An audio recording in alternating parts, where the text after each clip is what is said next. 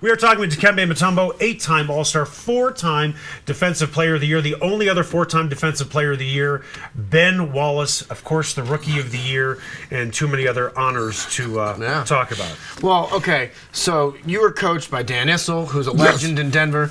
You were also coached by but John Thompson, to me, is one of the most fascinating people. And you talked about him earlier.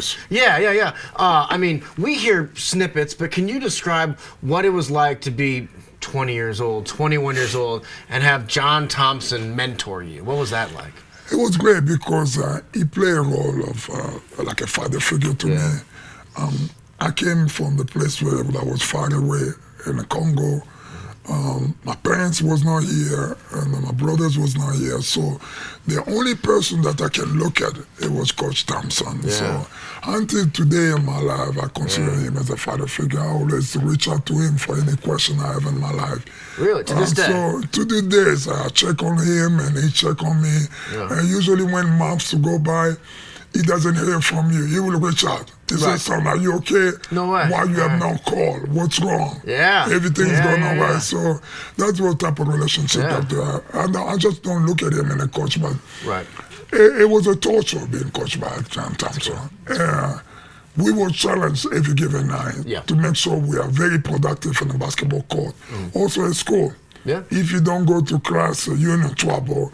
Or you will find your bag outside of your dorm and a taxi waiting for you by the dorm with a plane ticket. I've heard about that story, yeah. In 3 years I played at the university, I lost 6 teammates. Is that right? Yeah. Yes, they all. And 4 of them was my roommate in 2 years. Oh, wow. They all was Maybe you were the common denominator. Yeah. You drove them out. No, it was all about discipline. Coach was very devoted. He wanted to set an example. He do understand that we was attending one of the most prestigious universities, and we have to respect it. When you were a little boy growing up, and when I say growing up, when you were 5, you were probably taller than I am now. I was 10. I was already 7 foot taller than you. At easily. 10? Yes. 10 years old? No. When I was in 10th grade. Oh, 10th grade. 10th grade. Yeah. No, I'm saying when you were 5 years old, you were probably as tall as I am right now. Yeah. But when you were growing up, you came out of the womb, right? Because my son who's 11 is almost right now like 6'1". You have an 11-year-old son that's 6 feet 1 inch. Yes. I want to ask you about him in a second. I do. But when you were growing up, where you grew up, could you have even possibly fathomed your life right now? No. I grew up very poor.